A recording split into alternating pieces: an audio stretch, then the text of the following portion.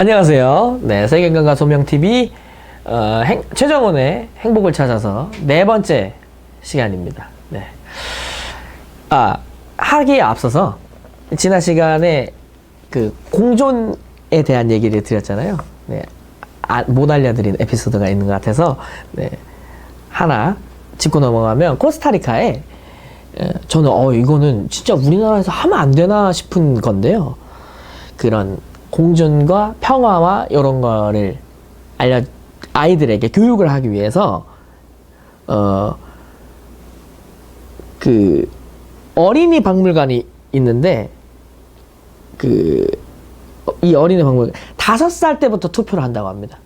코스타리카는 아이들이 믿어지십니까? 물론 네, 실제 반영되는 투표는 아닙니다. 모의 투표예요, 모의 투표. 근데 그게 장난이 아니고요. 아이들은 어른들이 투표하는 것과 똑같이 만들어진 투표소에서 그 실제 선거관리위원회가 만든 투표용지에 비밀 보통 평등 직접 선거 우리가 하는 그 선거를 합니다. 5살 때부터. 네. 그리고 정당들이 지방 아이들도 그 수도가 산호세죠. 산호세의 투표소에 올 수 있도록 버스를 제공한다고 합니다. 그리고 이게 진짜 놀라웠는데요. 개표 방송을 할 때 어른들의 투표뿐 아니라 아이들의 투표 결과를 따로 화면에서 발표를 합니다. 그러니까 집계를 하는 거예요. 그러니까 모의로 한번 투표하는 기분만 느껴봐 하는 게 아니라 실제로 투표를 하고 개표를 다 하고 그 개표 결과를 방송으로 보여줍니다. 우리나라에서도 그렇게 하잖아요. 그 어른들이 하는 건. 근데 그거 하듯이 애들 것도 같이 보여준다는 겁니다. 네. 그래서 중고등학교 다니는 청소년들은 선거 서너 달 전에 학교에서 투표를 한다고 합니다. 그래서 선거의 모든 과정을 실제 선관위가 공정하게 관리를 하고 결과가 각 정당에 보고된대요. 네. 그래서 어떤 한 고등학생은 줄을 서서 투표용지를 받고 누구를 찍을까 고민하는 모든 과정이 의미 있었다. 예. 그래서 청소년 선거 결과는 정당들도 굉장히 민감하게 반응한다고 합니다. 왜냐면 얘네들이 곧 몇 년 뒤면 유권자가 될 거잖아요, 실제로. 그래서 그리고 그 동네 집안 어른들의 분위기도 반영한다. 예. 고 합니다. 그래서 청소년들은 선거 당일에도 큰 몫을 하는데 투표소 안내와 정당별 선거운동 지원, 투표용지 교부 같은 일을 청소년들이 한다고 해요. 그래서 코스타리카의 가족들은 축구팀을 응원하듯이 각자 좋아하는 정당 색깔의 옷을 입거나 머리띠를 하고 투표에 나섭니다. 네. 그래서 이런 경험 속에서 아이들은 민주주의를 배운다고 하네요. 네. 공존하는 것을 평화와 이렇게 함께하고 이게 국가를 만들어가고 국가를 어떠한 절대적인 존재가 아니라 어떤 뛰어난 능력을 가진 어떤 위대한 존재가 아니라 우리 한 사람 한 사람이 다 같이 만들어가는 거야 라고 하는 거를 5살 때부터 배운다고 하니까 굉장히 오랜 시간에 걸쳐서 배우는 거라고 볼 수 있어요. 그만큼 배우기가 어려운 거일지도 모르겠다라는 생각도 들고요. 이렇게 오랜 시간 배워야 할 만큼. 근데 저는 굉장히 유의미한 활동이라고 생각이 됩니다. 실제로 정당들도 이 청소년들이 투표하는 것을 굉장히 민감하게 반응한다고 하니까요. 이런 영향인지는 몰라도 코스타리카가 군대가 없는 국가로 유명하죠. 중남미에 위치한 코스타리카가 중남미에 위치해 있는데 중남미의 사정을 보시는 분들 대부분 아시겠지만은 중남미 국가인데 군대가 없다는 것은 굉장히 큰 결단입니다. 치안이 보통 우리가 알기로 굉장히 안 좋은 걸로 알고 있는데 코스타리카는 안 그렇습니다. 근데 코스타리카는 이런 교육의 영향인지 모르겠으나 1987년에 중미 5개국 평화협정을 이끌어내기도 했고요. 굉장히 중재를 잘하는 나라로 알려져 있어요, 코스타리카가. 네, 90년에는 파나마를 설득해서 이웃에 있죠. 파나마 역시 군대를 폐지했습니다. 그리고 2013년 세계 평화운동가들과 함께 무기거래 금지 조약 ATT를 만들어서 유엔에서 통과시켰다고 합니다. 네. 굉장히 적극적으로 분쟁을 국가 간 분쟁도 중재하는 국가라고 해요. 네. 코스타리카가 경제적으로는 우리나라보다 훨씬 못 살지만 특이한 점이 굉장히 많은 국가입니다. 세계 행복 얘기할 때 빠지지 않고 등장하는 나라고 국가의 4분의 1이 국립공원이래요. 국가 면적에 우리나라보다 작거든요, 코스타리카가. 근데 그 국가, 우리 남한의 4분의 1이 국립공원이라고 생각해 보십시오. 예. 그러니까 4분의 1이 그린벨트인 거예요. 우리나라의 4분의 1이. 네. 그래서 천연의 자연이 잘 보존되어 있는 국가로 굉장히 유명한데요. 물론 이 4분의 1은 네, 대부분은 출입 금지 구역이기도 합니다. 네, 실제로 위험해서 야생동물들이 많아서 위험해서 늪지대도 많고. 네. 아무튼 그래서 전 세계의 관광객들이 많이 자연과 건강을 위해 찾는 곳이라고도 하고요. 네. 굉장히 이거는 우리나라에서 하면 안 될까요? 우리나라 선거관리위원회에서 안 해주려나요? 제가 해봤으면 좋겠는데. 안 그래도 우리나라도 투표 연령을 좀 낮출 필요가 있다 이런 움직임이나 목소리들이 나온 적이 있는 걸로 제가 알고 있는데요. 적어도 특히 교육감을 투표하는 데 있어서는, 왜냐면 교육을 당하는 당사자인 청소년들이 투표에 참여되는 거 아니냐. 그리고 교육감도 네, 유권자인 청소년을 고려해서 정책을 내놔야 되는 거 아니냐. 뭐 이런 네, 움직임들이 있었는데요. 뭐 실제로는 투표할 수 없더라도 유의미한 움직임이라 생각됩니다. 자, 그러면 오늘 얘기를 본격적으로 해보겠습니다. 네, 오늘 다룰 주제들은 첫 번째가 일과 삶의 균형. 요즘 많이 언급되는 워라밸이라 그러죠. 워크와 라이프의 밸런스. 네, 그러니까 얼마나 일을 하면서도 네, 내가 자유롭다는 감정을 느끼고 있느냐. 네, 그리고 일을 하는 와중에도 이 일이 나에게 요러요러한 의미가 있기 때문에 이 일이 나를 얽매는 약간 족쇄처럼 느껴지기보다는 네, 내 삶에 분명히 의미 있는 활동이야 요렇게 느끼고 있느냐라고 했을 때 네, 사실 이 부분에 있어서 많이 언급되는 국가들이 북유럽 역시 국가들인데, 북유럽 국가들은 감안을 하고 들으셔야 되는 게 우리나라와 그 엄밀한 의미에서는 정치 체제가 좀 다릅니다. 네. 지난 시간에 재정, 돈과 관련된 얘기를 하면서 제가 아주 구체적으로 언급은 안 드렸는데, 뭐 북유럽 국가들이 유명한 게 세금의 대부분, 거의 한 40%, 50% 가까이를 세금으로 내요. 세금으로 내는데, 세금으로 내면에도 불구하고 이들이 전혀 국가가 내 돈을 수탈해가고 있어, 내 재산 축적을 방해하고 있어, 이런 느낌을 안 받거든요. 전혀 받지 않는다고 합니다. 이유가 그만큼 돌려받는 게 많아서 그런 거거든요. 예, 북유럽 국가들은 이제 사회민주주의를 채택하고 있기 때문에 네, 사회민주주의가 아닌 우리나라 입장에서는 네, 그대로 있는 그대로 다 받아들이고 있는 그대로 다 시행할 수는 없죠. 네. 예, 우리나라 현실상으로도 그렇게가 불가능하고요. 뭐 대표적으로 노르웨이 같은 경우는 이게 가능한 특히 대표적인 이유가 오일머니 때문이죠. 네, 석유가 나는 산유국이기 때문에 네, 함부로 흉내낼 수도 없고요. 국가 재정이 건강하지 않으면 네, 뭐 그런 겁니다. 뭐 주 평균 근무 시간이 37시간이다. 37시간이면 5일 근무한다고 했을 때 7시간? 네. 정도 근무하는 거죠. 우리나라가 52시간이었나요? 네. 우리나라보다 짧네요. 네. 스웨덴도 뭐 그렇고. 네.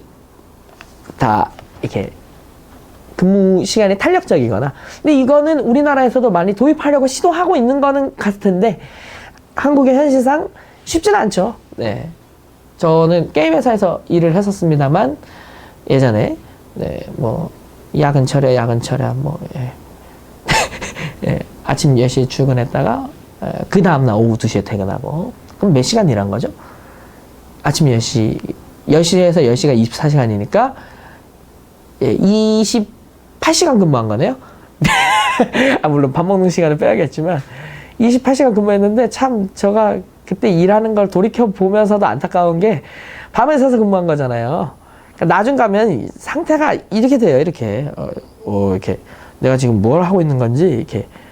예, 전 게임 회사에서 근무했기 때문에 실제로 게임을 하면서 제가 게임 테스트하는 일을 했었어서 게임을 했었어야 됐는데 이게 내가 뭐 게임을 하고 있는 건지 뭐 이렇게 게임이 날 하고 있는 건지 이게 구분이 안 돼요.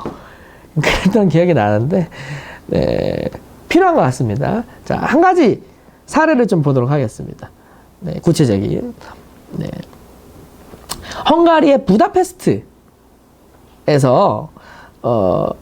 날로 향상되는 디지털 연계성 덕분에 사무실에서 벗어나 발상의 전환을 꾀하고 해외에서 근무하는 프리랜서 사업가들이 점점 늘어나고 있다. 디지털 유목민에게 가장 인기 있는 도시는 부다페스트, 방콕, 그리고 베를린이다. 헝가리 수도 한복판의 방 하나짜리 아파트는 월세가 약 500달러이고 하나로 약 56만 원이랍니다. 카페에서 마시는 커피 한 잔은 하나로 약 1130원밖에 안 된대요. 그래서 네, 이렇게 옮기면서 그러니까 자기 자신이 곧 사무실이 되는 거죠. 내가 있는 곳 자체가 사무실이 되는 이런 사람들이 늘어나고 있다고 합니다. 우리나라에도 늘어나고 있는 추세입니다.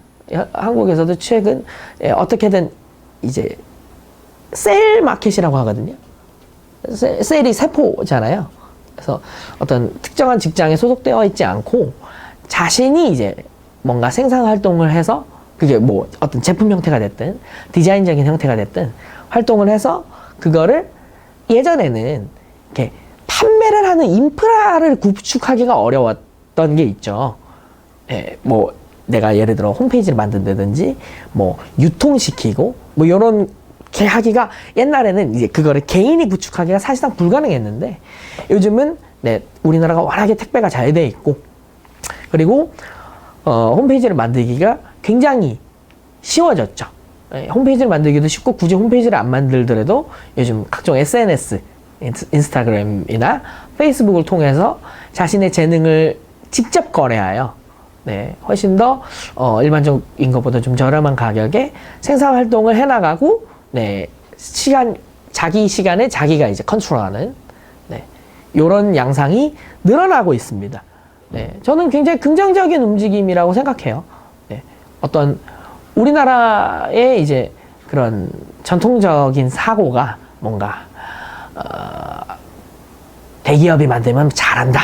물론 그만큼 어떤 브랜드가 형성됐다고 하는 것은 굉장히 오랜 시간, 굉장히 많은 사람에 의해서 형성된 어떤 신뢰감이라는 게 있는 거는 분명합니다. 저는 그걸 부정하지는 않는데요. 그러나 그렇다고 해서 무조건 또 그런 건 아니지 않습니까?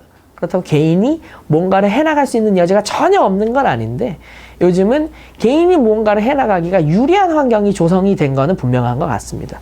그래서 시간을 이렇게 조절해 나가는 모습이 있고요. 또 하나 사례가 미국의 메릴랜드에 직장 가까운 데서 살기 프로그램이 있다고 하는데요.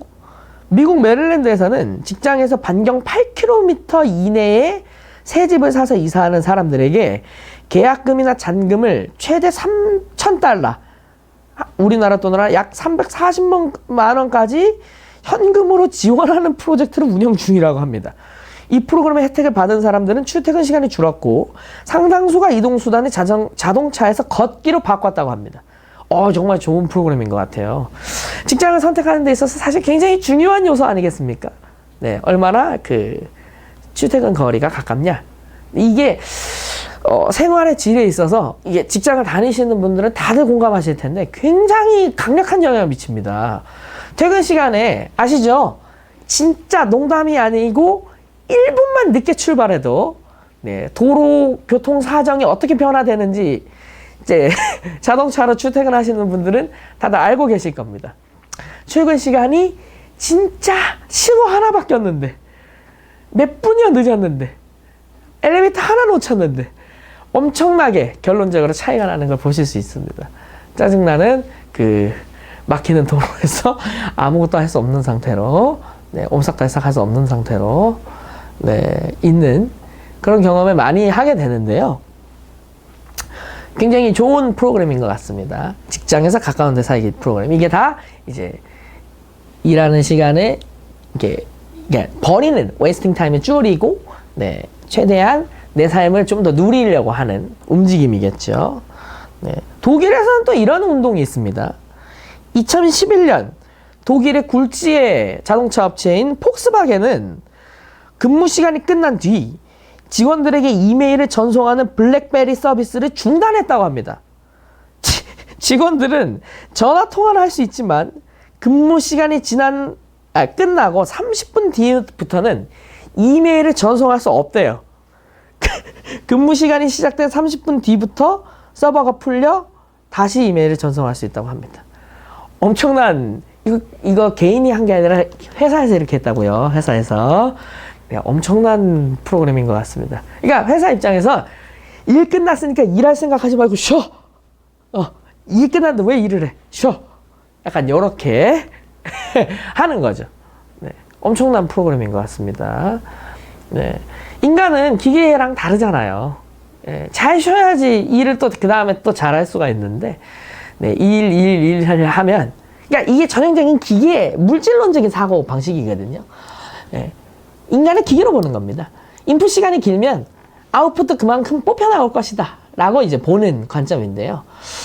네, 인간은 그런 존재가 아니죠. 네, 그 일을 해보신 분들은 다들 공감하시겠지만, 네, 특히나 창작을 뭔가 이렇게 아이디어를 내야 하는 일을 해보신 분들은 더더군다나 공감하실 겁니다. 네, 그게 모든 창작하는 사람들의 고통 아니겠습니까? 네, 그림을 그린다든지 디자인을 한다든지 글을 쓴다든지, 네, 들인 시간만큼 결과물이 뽑혀 나오는 게 아니라는 거.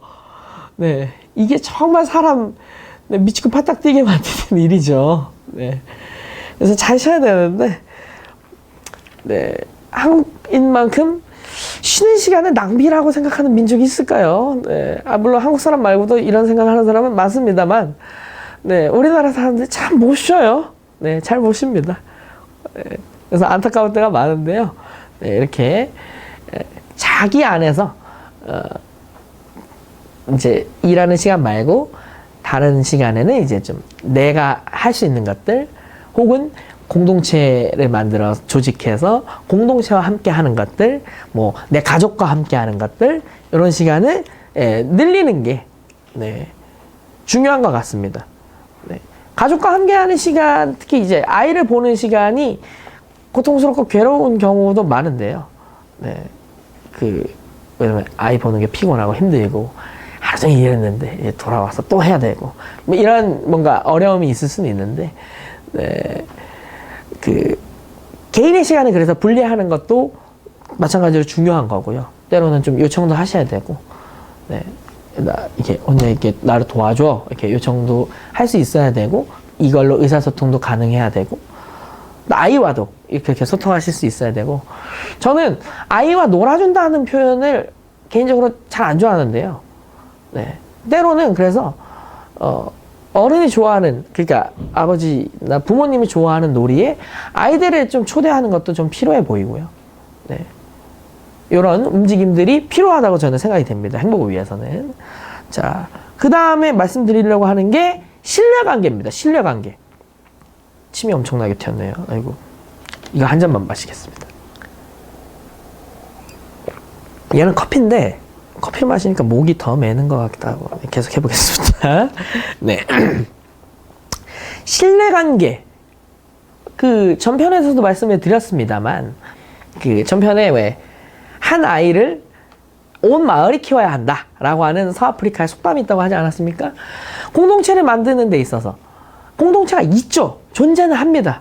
우리 특히 이 영상 보시는 분들 다 크리스찬이시지 않습니까? 우리 다 교회 다니잖아요. 근데 이제 인간의 무리가 존재한다고 해서, 내가 뭐 안정감이 있어, 내가 공동체 안에 속해 있군, 이렇게 느끼는 건 아니거든요. 그래서 공동체에 있다, 내가 이제 안정감이 있어, 저 사람이 날 도울 거야, 나도 저 사람을 도와주고 싶어, 이런 게 생기려면 공동체에서 반드시 필요한 게 있는데, 그게 신뢰감입니다. 신뢰감. 네, 이 신뢰감과 관련된, 신뢰감이 인간의 행복에 얼마나 큰 영향을 미치는지에 대한 사례들입니다. 핀란드 헬싱키에서는 여러 도시에서 지갑을 떨어뜨리는 실험을 했다고 합니다.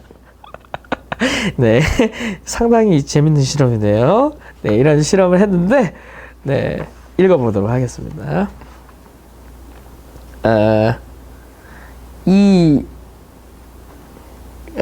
지갑에 현금과 이름과 주소를 적어 놓고 유럽 14개국 20개 도시와 미국 내 10개 도시에 떨어뜨렸다고 합니다. 두 나라에서 모든 지갑이 현금이 고스란히 담긴 채 회수됐다고 합니다. 딱 두 나라에서. 그게 노르웨이와 덴마크였다고 합니다. 결과를 보면, 네, 12개 가운데 회수된 지갑의 숫자. 핀란드는 11개. 인도, 뭄바이는 9개. 헝가리 부다페스트와 미국 뉴욕은 8개. 뉴욕이 굉장히 생각보다 높네요. 다 가져갈 것 같았는데. 반면에 좀 안 좋은 쪽을 보면, 네, 스페인 마드리드 2개. 포르투갈 리스본 1개. 그럼 나머지는 지갑 자체가 없어졌든가. 그런 거겠죠. 네. 안타깝네요. 네.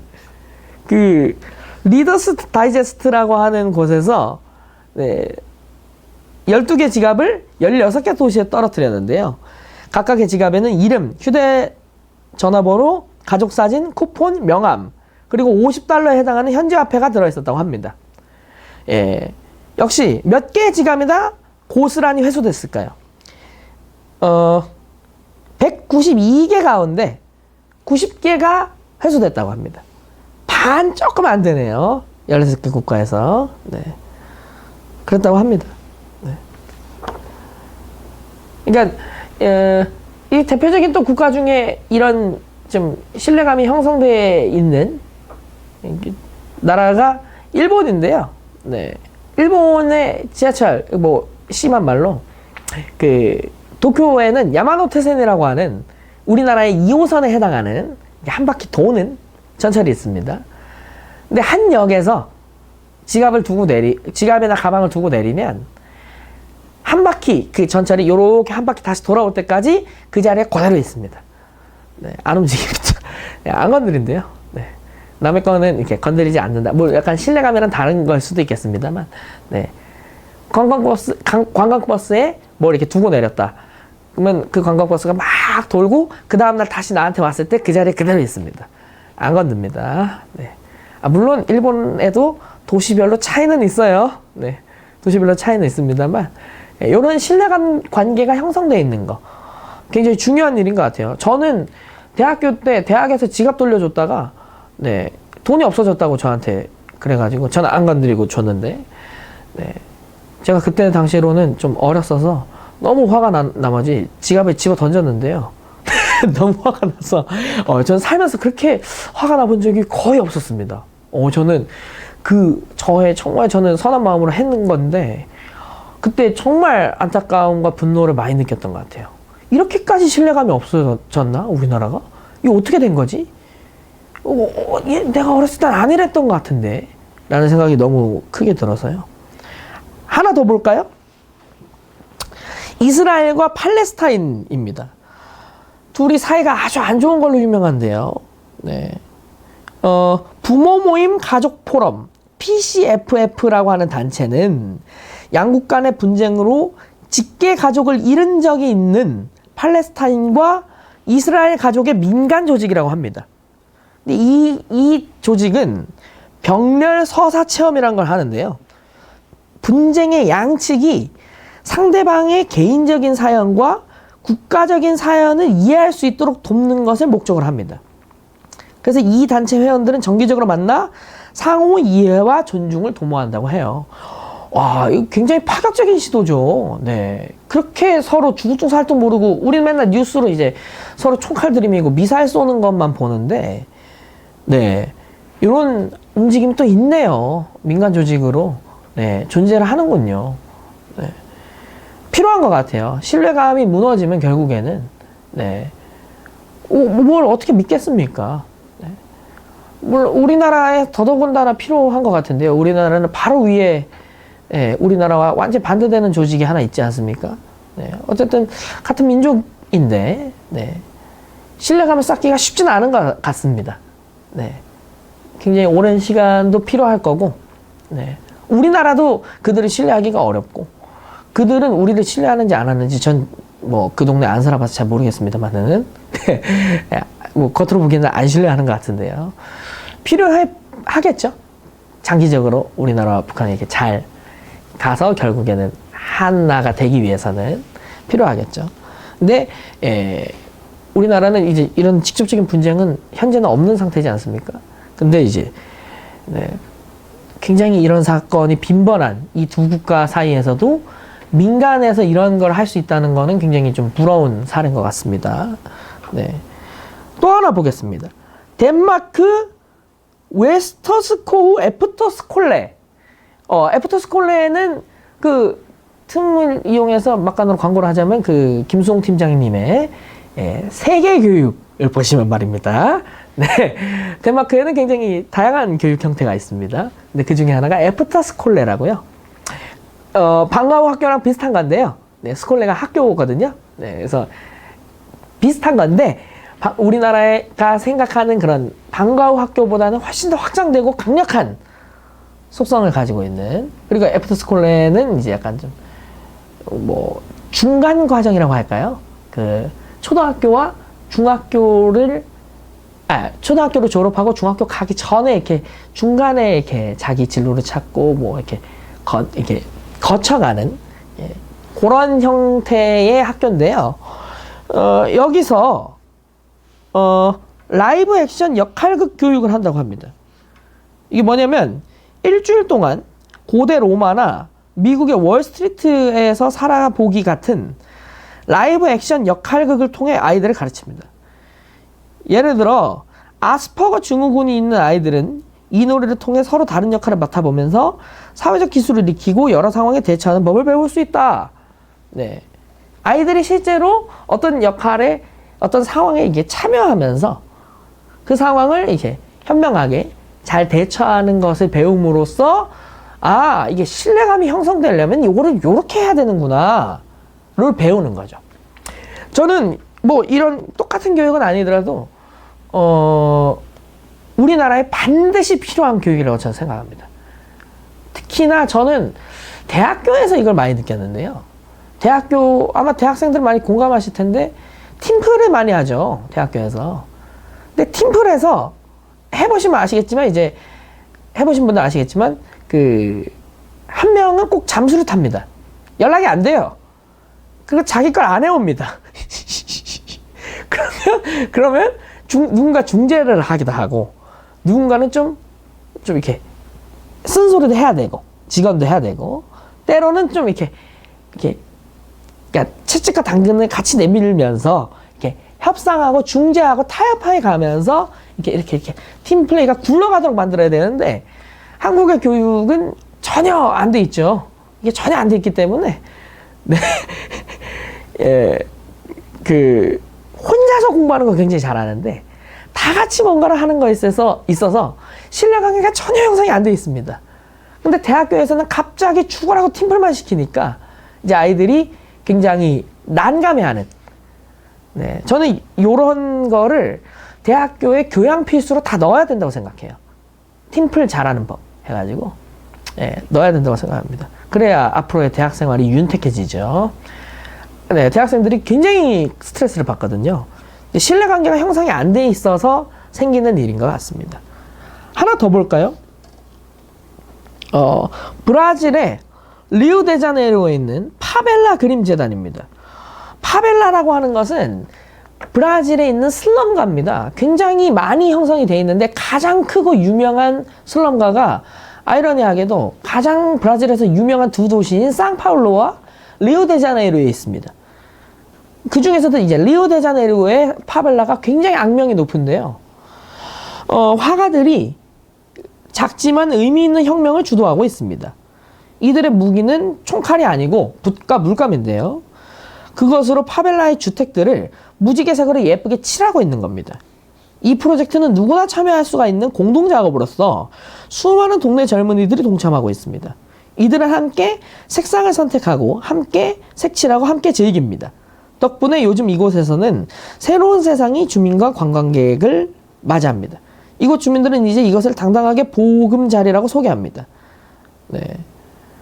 굉장히 악명 높은 곳이거든요. 과거에 치안도 안 좋고, 과거에 치안이 한창 안 좋을 때는 여기에 있는 마피아들이 무기를 들고 보안 검색을 자기네들끼리 한다고 할 정도로 굉장히 악명 높은, 관광객들이 사실상 갈 수 없는 곳인데, 이 파벨라가 크게 문제가 돼서 브라질 정부에서도 사실상 좀 건드리기가 어려운 너무 광범위하고 재정적으로 어려워서 건드리기가 어려운 곳이었는데 역시 사람들이 사는 곳이기 때문에 자체적인 움직임들이 있는 겁니다. 네, 본인들이 살기가 어렵고 맨날 총칼에 맨날 사람 죽어나가고 총소리 나고 이러니까 네, 이곳을 변화시켜 보고자 뭐 대표적으로 또 비슷한 지역이 콜롬비아의 메데인이라는 곳이 있습니다. 혹시 외국 드라마를 보신 분들은 아실 텐데요. 이 메데인이 뭘로 유명하냐면요. 네, 파블로 에스코바르라고 하는 네, 매우 악명 높은 아마 마약을 거래하는 사람 중에 전 세계에서 제일 유명한 사람일 겁니다. 네, 미국에 이렇게 잡혀서 결국 사살당했는데요. 전투하다 사살당했는데 이 메데인 이름만 들어도 악명 높은 이곳도 네, 국가의 주도하에 케이블카가 설치가 됩니다. 메데인이 산골짜기에 있대요. 그래서 숨기 좋아서 옛날 그 콜롬비아의 카르텔들이 숨어 지내는 네, 그래서 동네를 완전히 카르텔 장악하고 총으로 많은 사람들이 죽고 주민의 거의 80% 가까이가 총기를 소유하고 있는 네, 도시였는데요. 네, 케이블카가 설치된 이후로 주변에 큰 도시와의 인접성이 생기니까 네, 이런 신뢰감이 많이 회복돼서 지금은 네, 예전처럼 예전의 흔적은 전혀 찾아볼 수가 없다고 합니다. 네, 아이들 평범하게 산책시키고 평범하게 밖에 내보내고 놀고 네. 예전에는 상상도 할 수 없는 풍경이었다고 해요. 메데인에 있는 나이 먹은 사람들의 말에 의하면 네, 예전에는 절대 그럴 수 없고 예전 기억에 막 총소리 나면 숨고 네, 이런 기억이 막 뭐 가족 중에 누구를 잃고 이런 경험이 많은 것인데 네, 신뢰감을 회복하기 위하여 네, 사람들과 사람들 간의 커뮤니케이션을 활성화하고 네, 인접성을 높이고 이런 움직임들이 있는 것을 볼 수 있었습니다. 마지막으로 제안하는 것은 타인을 향한 친절함입니다. 네, 다 연결이 돼 있는 게 느껴지십니까? 네, 공동체 회복과 약간 연결이 돼 있는 것 같은데요. 네, 영국의 하나의 사례를 보도록 하겠습니다. 네, 프리 헬프 가이라는 건데요. 무료 도움 남자인가요? 네, 그런 건데요.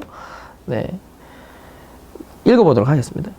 지금까지 여행을 하면서 만난 사람들 중 가장 감동적이었던 사람을 꼽으라면 클라크다. 그는 현실 속에서 슈퍼히어로와 가장 가까운 사람이다. 그는 비행 공포증을 덜어주겠다는 이유 하나만으로 톰의 옆자리에 앉아서 비행기 여행을 했다. 앤서니를 도와서 런던 지하철이 장애인들이 이용하기 얼마나 불편한지 알리는 운동을 했다.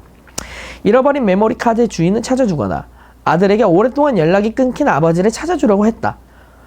중요한 건 모두 모르는 사람들을 위해서 한 일이다. 그의 슈퍼파워는 친절한 마음씨였다. 클라크는 프리 헬프 가이라고 불리기도 한다. 누구나 어렸을 때는 세상을 바꾸겠다는 꿈을 꿀 거예요. 그런데 20대 후반의 내 모습을 돌아보니 수천 명의 사람들과 옥스퍼드 서커스역으로 날마다 출퇴근하고 있더군요. 아무 의미 없는 일을 반복하고 있었죠. 앞으로 5년 동안 같은 일을 반복하는 내 모습을 상상해봤더니 이건 아니다 싶었어요. 그래서 회사를 그만두었습니다. 그는 회사를 그만두고 처음 일주일 동안은 브레이킹 배드를 보았다고 합니다. 그러다 인터넷에 글을 올렸습니다. 도움이 필요한 분이 계시면 도와드립니다. 무료로요. 재밌고 남다르며 도덕적으로 가치가 있는 부탁이라면 특히 환영합니다. Free Help Guy. 네. 클라크는 사람들을 돕고 싶었다고 합니다. 1대1로 돕되 일말의 자유도 누리고 싶었습니다. 그날로 바로 댓글이 달렸다고 하네요. 잉글랜드 남부 바닷가의 플리머스에 사는 질과 리차드 부부는 남는 방을 노숙자들에게 빌려주고 있었습니다. 그 사람이 취직해서 이제 나가서 살게 됐거든요. 우리의 도움을 받을 만한 다른 사람을 찾아줄래요? 그 다음으로 도움을 요청한 빈스는 IT 업계 중간 관리자로 일하는 사람이었는데요. 공연 최면술사가 꾸민 그는 실험 대상이 필요했습니다. 클라크는 이 재밌는 실험에 참여할 사람을 찾아줬습니다. 미국에 사는 질은 남편 이언과 오랫동안 연락이 끊긴 시아버지를 찾아달라고 했습니다. 클라크가 이언의 아버지를 찾았을 때는 이미 고인이 된 후였습니다. 클라크는 얼굴도 모르는 이언에게 전화를 해서 아버지의 사망 소식을 전했어야 했습니다. 백혈병 환자 마곳은 골수기증자를 찾았어야 했는데요. 클라크는 80명의 도우미 단체를 결성하여 인근 조직 샘플 채취 센터의 주변에 전단지를 뿌렸습니다. 마곳은 기증자를 찾았지만 목숨을 부지하지는 못했습니다. 안타깝게도 10개월 뒤 세상을 떠났다고 합니다. 네, 이런 식으로 사람을 돕는, 네, 그런 무료로 돕는 일을 했다고 해요.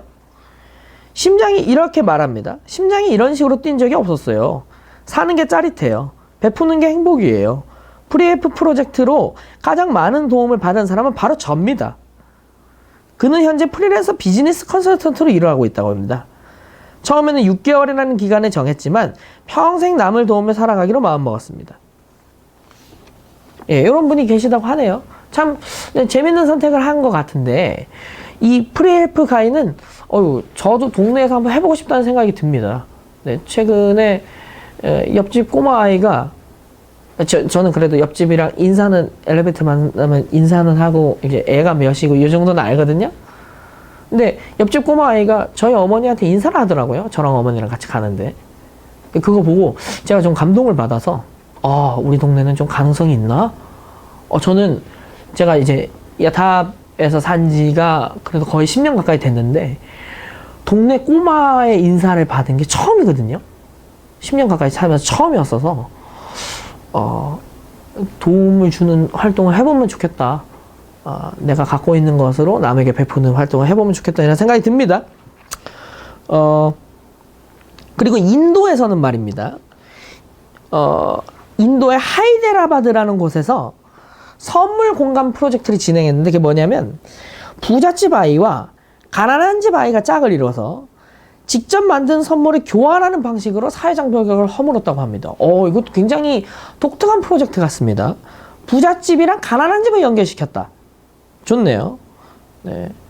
그리고 이제 부잣집 아이와 가난한 집 아이가 돈으로 선물을 사오기, 이러면 이제 가난한 집 애는 좋아하고, 부잣집 애는 울고, 가난한 집 애는 이제 좋기는 한데 뭔가 패배감이 들고 이럴 테니까 각자가 직접 만든 걸로 선물하는 걸로. 좋네요. 네.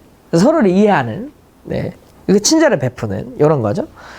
폴란드 바르샤바에서는, 네, 광장 한복판에 높다란 서랍장을 설치하고 노숙자들이 각자 가장 필요한 물품을 서랍에 적습니다. 누구라도 여기에 물품을 후원할 수 있다고 합니다. 저는 이런 기부 프로그램을 상당히 좋아하는데요. 이게 왜 저는 좋다고 생각하냐면, 저는 예전에 어떤 인식이 있었냐면, 기부라고 하는 것이 뭔가 되게 거창하고 뭔가 되게 의리의리한 뭔가를 해야지만 된다고 생각했습니다. 근데 이런 방식은 첫 번째로 굉장히 일상 속에서 아무렇지도 않게 할 수 있고요. 두 번째로 도움을 받는 사람을 좀 고려한 프로젝트라고 생각이 들거든요. 네. 이게 이제 당사자에게 직접 전해주는 것도 좋지만, 때로는 이제 노숙자가 좀 이렇게 내가 도움을 받고 있어, 나는 도움 받지 못하면 살아갈 수 없나 봐, 이렇게 모멸감을 느낄 수도 있으니까, 혹시나. 그러니까 서랍장에서 꺼내는 방식으로, 네, 자기가 알아서 이렇게 잘 꺼내면 되지 않습니까? 그러니까 이런 방식으로 도움 받는 사람도 자연스럽고 도움을 주는 사람도 자연스럽고, 뭔가 굉장히 내가 큰 마음을 먹고 뭔가를 해야 돼, 이런 느낌보다는 그냥 일상적인 활동으로 그냥 하듯이 하는 거지.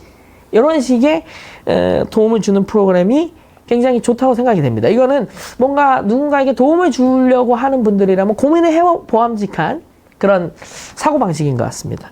네. 또 하나, 터키의 이스탄불에선 말입니다. 푸게돈이라는 업체가 있는데, 주인 없는 개들이 굶어 죽지 않도록 빈 병을 개 사료로 바꿔주는 자동 판매기를 이 스마트 리사이클링 박스는 시에서 재정 지원을 안 받고요, 빈 병을 재활용해서 사료비를 충당한다고 해요. 네. 쓰레기도 줄이면서, 네, 주인 없는 강아지들은 먹여 살리는. 네. 우리나라에서는 유기견들이 그렇게, 제가 강아지 이 세계를 잘 몰라서 얼마나 많은지는 잘 모르겠습니다만, 네, 주인 없는 고양이는 많이 봤는데요. 네.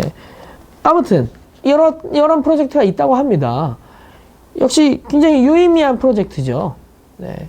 쓰레기도 없애면서. 네. 또 하나, 가장 친절한 표정의 시민들. 행복연구소가 전 세계 20여 개 도시의 길거리에 미소의 빈도를 측정한 결과 이거 1위가 어디일 거라고 생각하십니까? 우리나라가 있으면 참 좋겠습니다만 아니고요. 네, 아니고 스페인의 말라가가 1위였다고 합니다. 네, 2위는 밀라노, 3위는 쿠알라룸푸르였다고 합니다.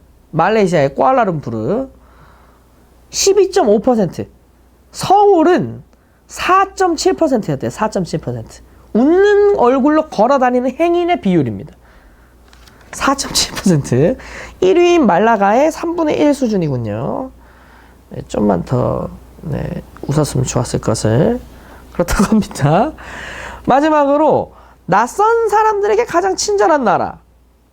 낯선 사람이 떨어뜨린 펜을 주워주거나 길을 건너려는 시각장애인을 돕는 실험을 벌인 결과 1위는 역시 어디였을까요? 브라질이었다고 합니다. 브라질의 리오데자네이로였다고 하는군요. 미국의 경우 도움을 받을 확률이 가장 낮은 곳은 뉴욕이고 높은 곳은 테네시주에 있는 녹스빌이었다고 합니다. 네. 참 슬프군요. 네. 뉴욕이 제일 사람 많은 데 아닙니까? 근데, 친절하진 않대요. 그렇다고 합니다. 네. 이렇게 해서 사례들을 좀 살펴봤습니다. 여러 가지 분야에 걸쳐서 여러 가지 사례들을 살펴봤는데요. 2주에 걸쳐서 총 6개 분야를 좀 본 것 같습니다. 네. 그래서 어떻게 하면 공존할 수 있을까? 공존에 대한 사례는 캐나다를 하나 더 들면 좋겠고요. 제가 다음 영상에서 이 6개를 좀 마무리하면서 그래서 그러면 우리는 과연 어떻게 하면 좋을까를 좀 갈무리하는 시간을 가질 텐데요. 다음 영상에서. 그때 이제 못다 소개한 사례들을 조금만 몇 가지 소개하고 갈무리를 할 건데요. 6가지 분야는 어떻게 공존할 것인가. 그리고 나의 재정을 어떻게 하면 잘 사용하여 나의 행복으로 만들 것인가. 그리고 어떻게 내 몸과 마음을 건강하게 할까. 그리고 이제 신뢰감을 어떻게 형성하는가. 그리고 하나 제가 빼먹었네요. 어떻게 하면 일과 삶 사이의 균형을 좀 이룰 것인가. 그래서 내가 자유롭다는 느낌. 여기서 중요한 게 워라벨에서 제일 중요한 게 자유거든요. 자유. 내가 자유로운 사람이야 느끼는 기분이거든요. 그래서 그거. 그 다음에 마지막으로 타인과 타인 사이의 친절함. 네. 나와 타인 사이의 친절함. 요 6가지인데 왜 이 6가지를 선정했는지도 다음 시간에 갈무리하면서 좀 보도록 하겠습니다. 어떻게 이렇게 사례들이 좀 도움이 되셨나 모르겠습니다. 어떤 의미에서는 지금 한국의 상황을 생각하면 진짜 무슨 꿈 같은 얘기 같기도 해요. 과연 이게 진짜 가능하다고? 우리나라에서 이걸 당장 어떻게 해? 말이 되나? 싶은 것들도 물론 있습니다. 그래서 각자의 행복을 위하여 또 우리 전체 행복을 위하여 어떻게 하면 우리나라에서 이거를 구현해낼 수 있을지 고민해 봐야 될 시점이 온 것 같습니다. 이 고민을 좀 촉진하기 위해서 제가 마지막으로 이 책의 표지에 적힌 문구를 말씀드리고 마무리하겠습니다.